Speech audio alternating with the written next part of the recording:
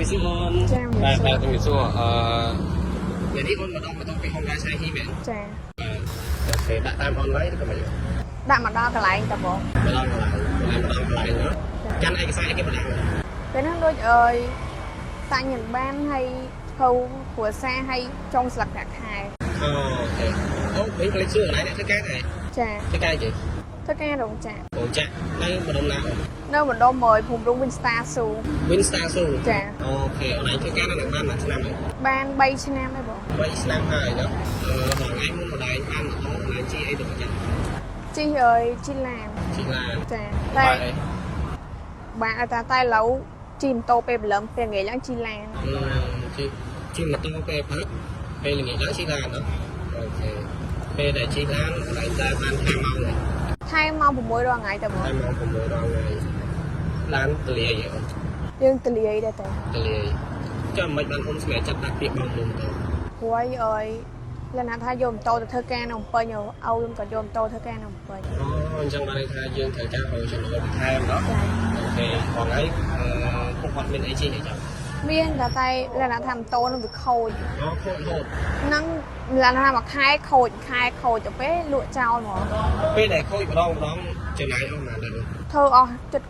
10-20ម៉ឺន10-20ម៉ឺនចាមួយខែខូចម្ដងបាទមួយខែខូចម្ដងអស់10-20ម៉ឺនឥឡូវនេះបើសិនជាយក10-20ម៉ឺនមកបងរួមម្ដងបានមួយបានណាបានដែលធ្លាប់សម័យថានឹងយកអីថ្មីជួយទៅវិញធ្លាប់ចាឥឡូវបានសម្រាប់ទេណាអូខេអនឡាញតាមពេកបងបានខែបានអនឡាញសម្រាប់ចាប់ដាក់ពាក្យបងនោះពេលហ្នឹងអ្នកថាម៉ែខ្ញុំក៏តាមអញ្ចឹងណាម៉ាក់អ្នកតាមណាហើយទៅពេលក៏ប្រាប់ពេលឲ្យមកបងនៅប៉ាងសៃហ្មងដល់ពេលម៉ែខែបានអូនសម្រាប់ចាប់ដាក់ពេលហ្នឹងដូចជាម៉ែខ្ញុំគាត់គិតថាមួយអាទិត្យទេមួយអាទិត្យទេចាទៅពេលដូចថាឆ្អែកឡើងគាត់មកដាក់ហ្មងឆ្អែកឡើងគាត់ដាក់មកអូខេអូនយល់ឃើញមិនដែរនៅពេលដែលអូនមកដាក់ពាក្យបងនោះដល់ខ្លួនឯងចឹងថាល្អចឹងណាហើយតម្លៃសមរម្យអូខេឥឡូវនេះអូនមកដាក់ជាក់ស្ដែងគេប្រាប់ថាឲ្យបងលុយថ្ងៃណាបងអើយខែ4ទី2ថ្ងៃទី2ខែ4ឥឡូវយើងនៅខែ2ដល់ហើយអញ្ចឹងបានន័យថាជីកបានជាងមួយខែបានបងលុយមែនទេទុកចិត្តឥឡូវ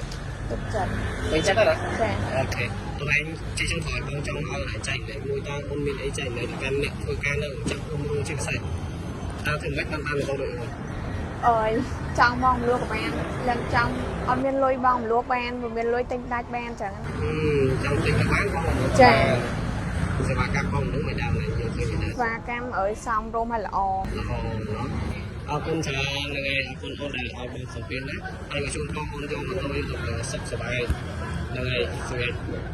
ជោគជ័យគ្រប់កំណងណាចាអរគុណច្រើនជប់បានគុណគ្នាបានអានេះគឺបងអូនស្រីគាត់ដកម៉ូតូ Honda 025ពី Honda Shaki ទៅទៀតហើយបាទផងអីដែលសំខាន់មិនខ្ញុំសួរគាត់គឺគាត់យកបំពេញក្តីស្រមៃជួយគាត់តែមួយថ្ងៃគឺធ្វើតែម៉ូតូមួយខែធ្វើមួយខែបាទអញ្ចឹងបងប្អូនអរគ្នាឈប់ជិះម៉ូតូចាស់បាទមកយកម៉ូតូថ្មីដើម្បីកុំឲ្យខាតពេលខាតលុយបងមនុស្សចំណាយត្រឹមតែ2ដុល្លារបងប្អូនអាចយកម៉ូតូយកទៅជិះបានហើយតោះឆាតចូលគេ Honda Shaki យកម៉ូតូជិះទាំងអស់គ្នាបាយ